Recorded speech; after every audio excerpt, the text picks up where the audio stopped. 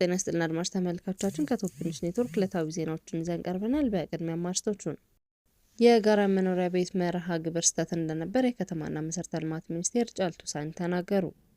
የኢትዮጵያ የደህንነት ተቋም ኃላፊዎች በቀጠናዊ ውጥረት መሃል ሞቃዲሾን ጎበኙ። ኢትዮጵያና እስራኤል በቀይ ባህርና በቀጠናዊ የጸጥታ ጉዳዮች ላይ በጋራ ለመስራት ተስማሙ። የኤርትራው ፕሬዝዳንት ኢሳያስ አፈወርቂ ኢትዮጵያ ጦርነት እንዳወጀች በመግለጽ ወነጀሉ።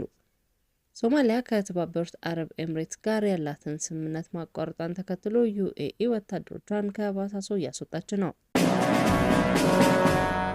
ላለፉት ዓመታት በኢትዮጵያ ሲተገበር የነበረው የጋራ መኖሪያ ቤቶች ኮንዶሚኒየም መርሃ ግብር ስህተት እንደነበር የከተማና መሰረተ ልማት ሚኒስቴር ጫልቱ ሳኒ ተናገሩ። በሀገሪቱ የተለያዩ ከተሞች የተገነቡ የጋራ መኖሪያ ቤት ባለቤት እንዲሆኑ ዜጎች የተመዘገቡበት መንገድም ትክክል አልነበረም ሲሉ ተችተዋል። ወይዘሮ ጫልቱ ይህንን ያሉት የሚመሩት መስሪያ ቤት በክረምት በጎ ፍቃድ አገልግሎት መርሃ ግብር ያስገነባቸው ቤቶች ለምርቃት መብቃታቸውን በተመለከተ ማክሰኞ ጥር 5 2018 ዓ.ም በሰጡት ጋዜጣዊ መግለጫ ነው። በቤተሰብ ደረጃ 150 ሰዎችን እንዲይዙ ተደርገው የተገነቡት እነዚህ ቤቶች በጠቅላይ ሚኒስትር አብይ አህመድ የተመረቁት ባለፈው ሳምንት አጋማሽ ነበር።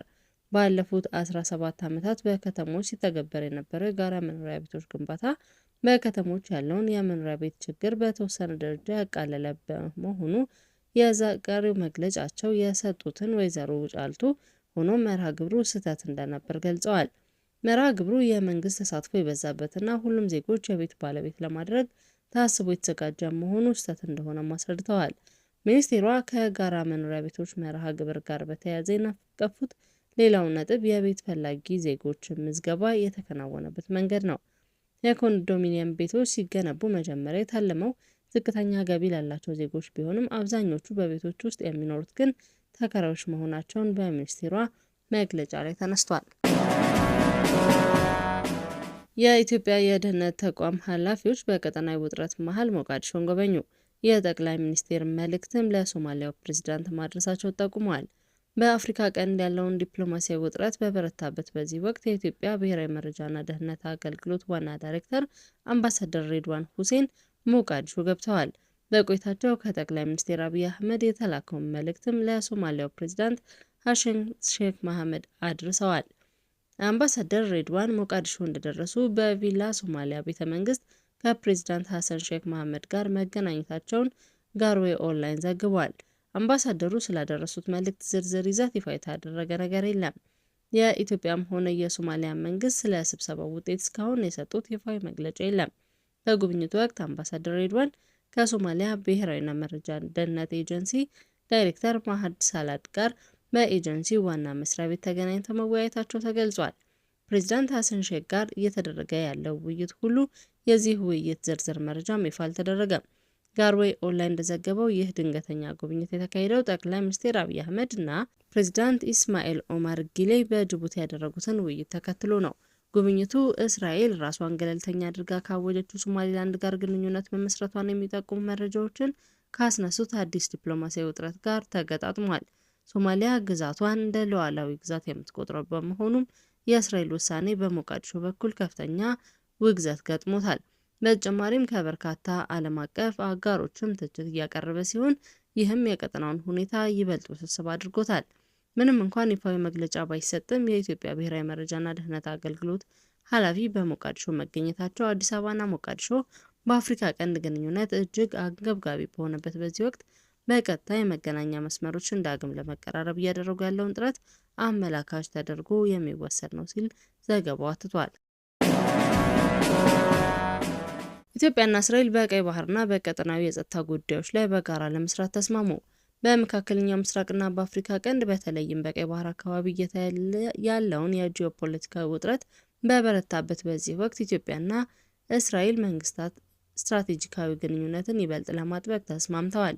የውጭ ጉዳይ ሚኒስቴር ዴኤታ አምባሳደር ሀደራ አበራ ከእስራኤል የውጭ ጉዳይ ሚኒስቴር ጌዲዮን ሳር ጋር በእስራኤል ባደረጉት ውይይት ሁለቱ ሀገራት በቀጠናዊ ሰላምና ደህንነት ዙሪያ ያላቸውን ትብብር ወደ ላቀ ደረጃ ለማሸጋገር መወሰናቸውን ገልጸዋል።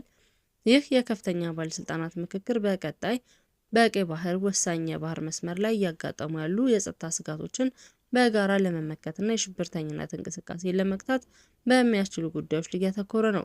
በቅርቡ በእስራኤል ለሚካሄደው አራተኛው የኢትዮ እስራኤል የፖለቲካ ምክክር መድረክ እንደ መነሻ የታየው ይህ ውይይት ሁለቱ ወገኖች በቀጠናው ሰላምና መረጋጋትን ለማስፈን መረጃ መለዋወጥና በቅንጅት መስራት ለሁለቱ ሀገራት ብሔራዊ ጥቅም ወሳኝ መሆኑን ገልጸዋል። ከጸጥታው ዘርፍ ጎን ለጎን በሁለቱ ሀገራት መካከል ያለውን የኢኮኖሚ ትብብር ይበልጥ ለማሳደግ ትልቅ ለማድረግ ሰፊ ፍላጎት መኖሩን ገልጸዋል። በተለይም ኢትዮጵያ እያከናወነች ያለውን ሁሉን አቀፍ የኢኮኖሚ ማሻሻያ ተከትሎ እስራኤል በቴክኖሎጂ ሽግግር፣ በዘመናዊ ግብርና፣ በውሃ አጠቃቀም እና በኢንቨስትመንት ዘርፎች ያላትን ዓለም አቀፍ ተሞክሮ ወደ ኢትዮጵያ ለማምጣት የሁለትዮሽ የንግድ ልውውጥን ለማሳደግ በሚቻልባቸው መንገዶች ላይ የመግባቢያ ነጥቦች ተቀምጠዋል። የኤርትራው ፕሬዝዳንት ኢሳያስ አፈወርቂ ኢትዮጵያ ጦርነት እያወጀች እንደሆነ በመግለጽ ወነጀሉ። ስለ ቀይ ባህር የሚነሳውም ተረክ ውድቅ አድርገውታል። የኤርትራው ፕሬዝዳንት ኢሳያስ አፈወርቂ ከሀገራቸው ብሔራዊ ቴሌቪዥን ጋር ባደረጉት ቆይታ ኢትዮጵያ በኤርትራ ላይ ጦርነት እያወጀች በመግለጽ ወንጅለዋል። እንዲሁም በሁለቱ ሀገራት መካከል ያለው ውጥረት ከቀይ ባህር መውጫ ጋር የተያያዘ ተደርጎ የሚቀርብበትን መንገድ ውድቅ አድርገዋል። ፕሬዝዳንት ኢሳያስ ስለ አሜሪካ የውጭ ጉዳይ ፖሊሲ ሰፊ ንግግር ካደረጉ በኋላ ከኢትዮጵያ ገዢ ፓርቲ ጋር ስላላቸው እየሻከረ የመጣ ግንኙነት አንስተዋል። በሁለቱ ሀገራት መካከል ያለው ውጥረት ከቀይ ባህር መውጫ ጋር የተያያዘ ነው የሚሉትን ሀሳቦች ውድቅ ያደረጉ ሲሆን ኤርትራ እንዲህ አይነት ፍላጎት እንደሌላትም ጠቁመዋል። ለእኛ ጉዳዩ በቀጥታ ከቀይ ባህር ጋር የተያያዘ አይደለም ሲሉም ተናግረዋል። የኤርትራው መሪ የኢትዮጵያ ገዢ ፓርቲ የሆነው ብልጽግና ሰፊ ወታደራዊ አጀንዳ እያካሄደ ነው ሲሉም ወንጅለዋል። የፕሪቶሪያው ሰላም ስምምነት ቢፈረም በመላ ሀገሪቱ በትጥቅ የታገዘ ግጭቶችን እንደቀጠሉ መሆናቸውን በመጥቀስ በአማራ ክልል ፋኖን ለማጥፋት ጦርነት ታውጇል፣ በትግራይ፣ በአፋር፣ በኦሮሚያና በሶማሊያ ጦርነት ታውጇል ብለዋል። አክለውም ይህ ጨዋታ የብልጽግና አጀንዳ አይደለም፣ አጀንዳው የሌሎች ነው፣ ገንዘብ እየሰጡ እየደገፉ ያሉት ሌሎች ናቸው ሲሉ ተናግረዋል። ከዚህ ቀደም ጠቅላይ ሚኒስትር ዶክተር አብይ አህመድ በጥቅምት 2018 ዓ.ም ለሕዝብ ተወካዮች ምክር ቤት አባላት ኢትዮጵያ እንዴት የቀይ ባህር መውጫዋን እንዳጣች የሚያሳይ ምንም አይነት ይፋዊ መዝገብ ወይም ተቋማዊ ውሳኔ የለም ሲሉ መናገራቸው ይታወሳል። ሶማሊያ ከተባበሩት አረብ ኤምሬት ጋር ያላትን ስምምነት ማቋረጧን ተከትሎ ዩኤኢ ወታደሮቿን ከባሳሶ እያስወጣች ነው። በቀይ ባህር በሳውዲ አረቢያና በተባበሩት መንግስታት አረብ ኤምሬት መካከል ያለው ፉክክር እየተባባሰ መምጣቱን ተከትሎ ኤምሬትስ ወታደራዊ መሳሪያዎቿንና ሰራተኞቿን ከተለያዩ የሶማሊያ የጦር ሰፈሮች እያስወጣች ነው። በሶማሊያ ፑንትላንድ በሚገኘው የቦሳሶ የወደብ ከተማ ግዙፍ አውሮፕላኖችን ማኮብኮቢያዎችን ሲረግጡ የሚፈጥሩት እንደ ነጎድጓድ ያለ ከፍተኛ ድምፅ ቀንና ሌሊት ያስተጋባል ሲል ማድል ኢስት አይ በዘገባው አመላክቷል። እንዲህ አይነት በረራዎች ባለፉት 2 ዓመታት የተለመዱ ቢሆንም ሰሞኑን በቦሳሶ የአየር ኃይል ጣቢያ የሚያርፉት አውሮፕላኖች ቁጥር በከፍተኛ ሁኔታ እየጨመረ እየተፋጠነ መጥቷል ብሏል። አሁን ላይ ግን ትኩረታቸው ሙሉ በሙሉ የተባበሩት አረብ ኤምሬት የደህንነት አባላት ከባድ የጦር መሳሪያዎችን በማስወጣት ላይ ብቻ መሆኑ ተመላክቷል። ሀገሪቱ ይህን የምታደርገው የሶማሊያ ፌዴራላዊ ሪፐብሊክ የሚኒስቴሮች ምክር ቤት የሀገሪቱን ሉዓላዊና ህገ መንግስታዊ ስርዓትን ለመጠበቅ በሚል ከተባበሩት አረብ ኤምሬት ጋር የነበሩትን ሁለቱንም የጸጥታና የመከላከያ ስምምነቶች በይፋ እንዳቋረጠ መግለጹን ተከትሎ ነው። የሀገሪቱ ምክር ቤት ባሳለፈው ውሳኔ መሰረት እርምጃው የተወሰደው የሶማሊያ ፌዴራላዊ ሪፐብሊክ የግዛት አንድነትና ህገ መንግስት ስርዓትን ለመጠበቅ ሲባል ነው። አድማጭ ተመልካቾቻችን ከቶፕ ኒውስ ኔትወርክ ለዕለቱ ያዝናቸው ዜናዎች እነዚህ ነበሩ። መልካም ቆይታ።